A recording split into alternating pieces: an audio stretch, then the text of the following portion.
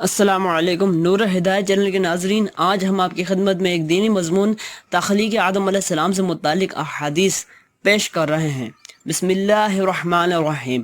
حضرت ابو ہریرہ رضی اللہ تعالی عنہ سے روایت ہے کہ رسول اللہ صلی اللہ علیہ وسلم نے فرمایا، اللہ تعالی نے آدم علیہ السلام کو پیدا کیا تو ان کا قد 60 ہاتھ تھا۔ اللہ تعالی نے فرمایا، فرشتوں کے اس گروہ کے پاس جا اور انہیں سلام کہے، اور وہ جو جواب دیں اسے غور سے سن، وہ تیرا اور تیری اولاد کا باہمی تحفہ ہے۔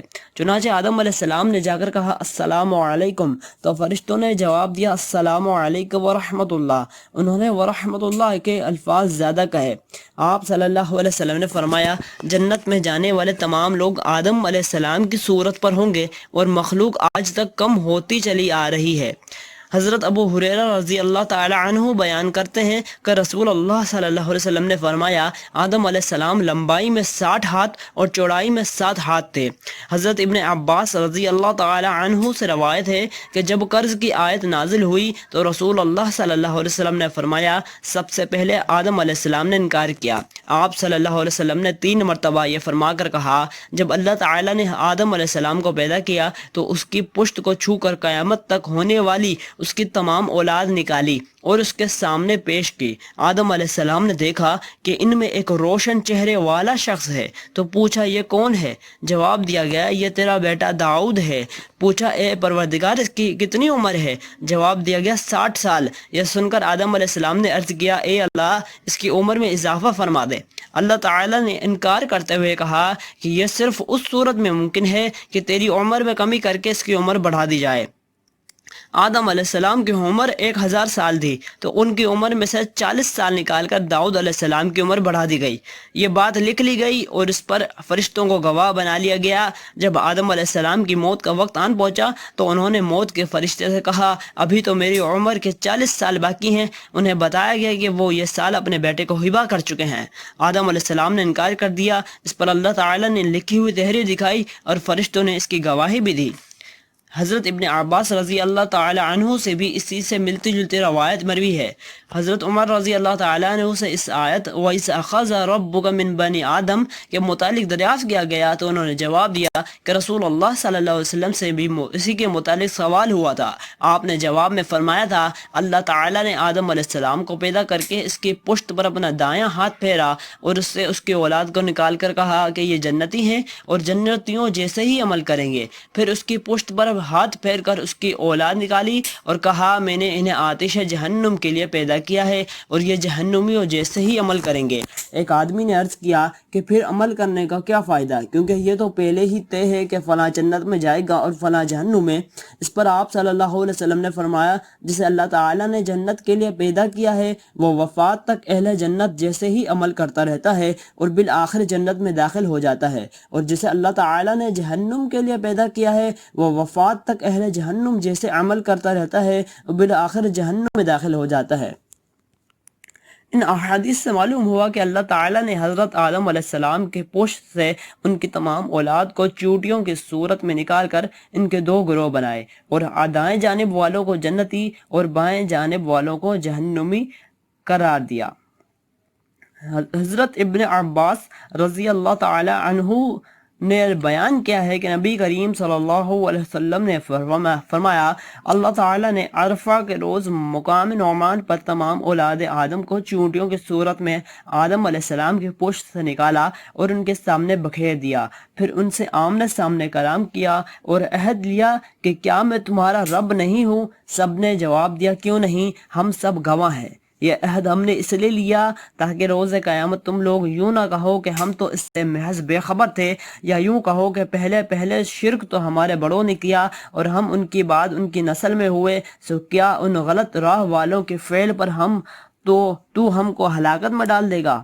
اس کی سند قوی وجید اور مسلم کی شرط پر ہے، البتہ اس کے مرفوع اور موقوف ہونے میں اختلاف ہے، اور زیادہ صحیح بات یہ ہے کہ یہ موقوف ہے۔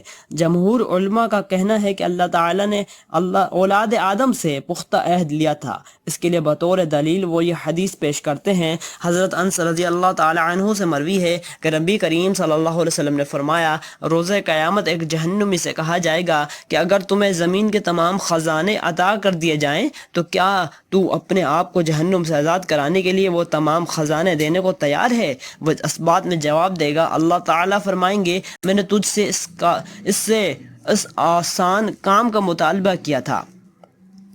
اللہ تعالیٰ فرمائیں گے میں نے تجھ سے اس سے آسان کام مطالبہ کیا تھا، تو ابھی آدم کی پشت میں ہی تھا کہ میں نے تجھ سے وعدہ لیا کہ میرے ساتھ کسی کو شریک نہ بنانا، لیکن تو نے اس کی مخالفت کی اور میرے ساتھ شریک بنایا۔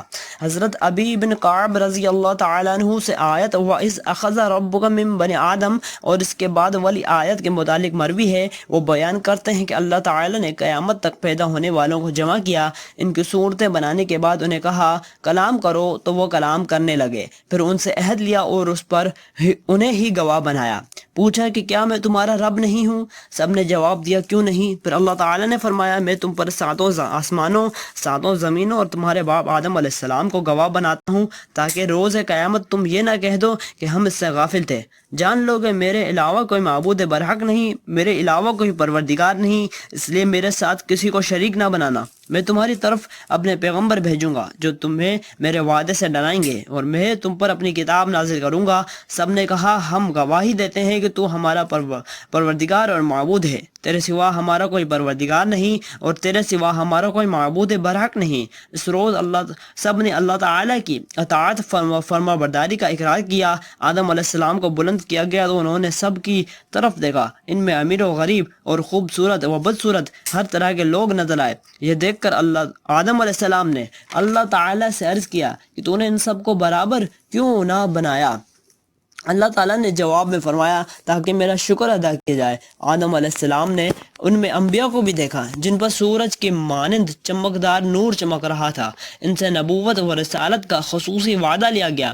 اسی کے متعلق اللہ تعالیٰ نے فرمایا ہے اور اس وقت کو یاد کرو جب ہم نے تمام نبیوں سے عہد لیا اور بطور خاص آپ سے اور نوح سے اور ابراہیم سے اور موسیٰ سے اور مریم کے بیٹے عیسیٰ سے، اور ہم نے ان سے پختہ عہد لیا، اور اسی ذات نے یہ بھی فرمایا ہے کہ پس آپ یکسو ہو کر اپنا منہ دین کی طرف متوجہ کر دے۔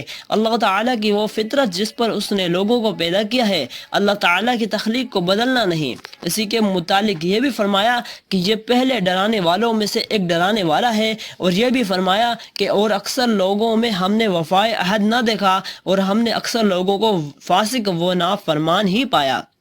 اس روایت کو عبداللہ بن احمد، ابن ابی حاتم، ابن جریر اور ابن مردویہ نے اپنی تفاسیر میں نقل کیا ہے۔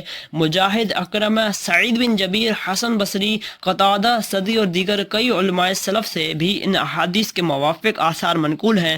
یہ بات پہلے بیان کی جا چکی ہے کہ جب اللہ تعالیٰ نے فرشتوں کو حکم دیا کہ وہ آدم علیہ السلام کو سجدہ کریں تو سب نے سجدہ کیا، مگر ابلیس نے حسد و عداوت کے بنا پر سجدے سے انکار کر دیا۔ اللہ تعالیٰ نے اسے اپنی رحمت سے نکال باہر کیا اور شیطان مردود قرار دے کر زمین میں اتار دیا۔ حضرت ابو ہریرہ رضی اللہ تعالی عنہ سے روایت ہے کہ رسول اللہ صلی اللہ علیہ وسلم نے فرمایا جب ابن آدم کسی سجدہ کی آیت کو تلاوت کرتا ہے اور پھر سجدہ کرتا ہے تو شیطان روتا ہوا اس سے علیحدہ ہوتا ہے اور کہتا ہے کہ ہائے میری ہلاکت کہ ابن آدم کو سجدہ کا حکم دیا گیا تو اس نے سجدہ کر لیا، لہٰذا اس کے لیے جنت ہے، اور مجھے سجدے کا حکم دیا گیا تو میں نے انکار کر دیا، لہٰذا میرے لیے آگ ہے۔ تو ناظرین، امید ہے کہ آپ کو ہماری یہ ویڈیو پسند آئی ہوگی۔ آخری میں آپ سے گزارش ہے کہ ہمارے چینل کو سبسکرائب کرنا نہ بھولیں اور اس ویڈیو کو زیادہ سے زیادہ صدقہ جاریہ کی نیت سے شیئر کیجیے۔